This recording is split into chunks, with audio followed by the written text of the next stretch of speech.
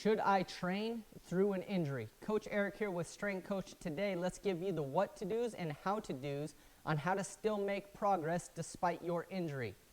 I'm not a doctor. I'm not giving you medical advice, but you might want to seek a medical professional if some type of structure was destroyed in your injury, like a torn ACL or a broken bone.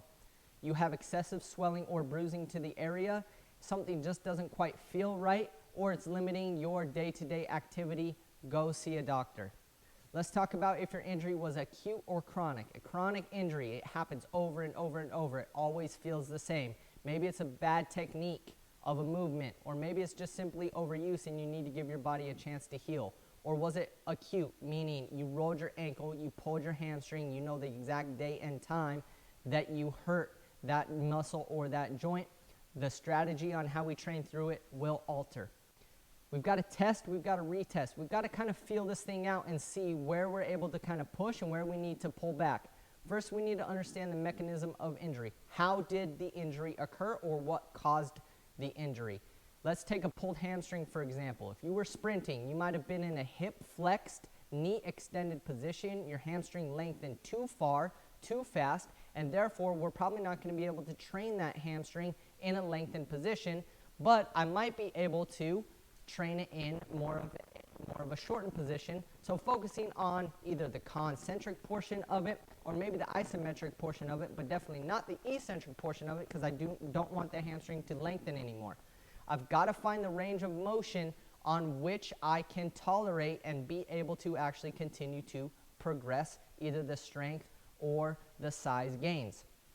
I need to understand if I need to start with mobility, if I need to go into more stability, or if I actually can push into strength. I've got to understand the range of motion behind that joint or muscle first. Like I just said, we've got to find the sweet spot. Is it concentric only that provides no type of pain? Is it eccentric only because that pressing, that initial pushing type of motion, that hurts? Or is it just going to simply be isometrics, like glute bridges, like hamstring bridges, simply any kind of holding type of motion? Is that going to be the best route for me to go to continue to progress? Just because something hurts when I push doesn't mean that it's going to hurt when I pull. So with a shoulder injury, if any kind of pressing motion hurts, think about pulling. Maybe I need to focus on stabilizing. Maybe I need to focus on getting the musculature around the injury stronger so that the injury itself has a chance to heal. I need to get creative here. I need to start focusing on maybe different implements, maybe adding bands or chains, some type of accommodating resistance, so that I can continue to train. Now, your muscle, they cannot change function. So you're not going to all of a sudden try to do a shoulder raise with your trap when your trap just simply lifts and elevates the scapula.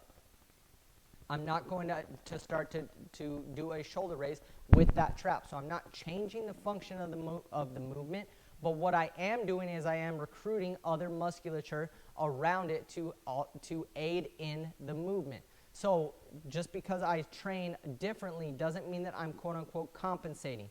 But we definitely don't want to get into a place of training a bad movement pattern. I don't want to start to actually do the movement wrong so that I get in a bad habit when I actually am healed, to where now I'm training bad movements, and therefore now I'm looking at maybe injuring a different part or a different joint or muscle. So let's go through a 4-part checklist. Are you confident that you do not need a doctor for the injury? If so, then let's move to the next one. Do you have a good, strong, full range of motion of the muscle or the joint? Is there any pain during the movement? Is there any pain post-movement, either directly after or a day after? And we're not talking about just general muscle soreness. We're talking about acute, sharp pain. If you can check those 4 boxes, you can train through that injury. As always, please subscribe to our YouTube channel here. Please like this video, and please follow us on Instagram at Coach_Goldberg. We will see you guys next time.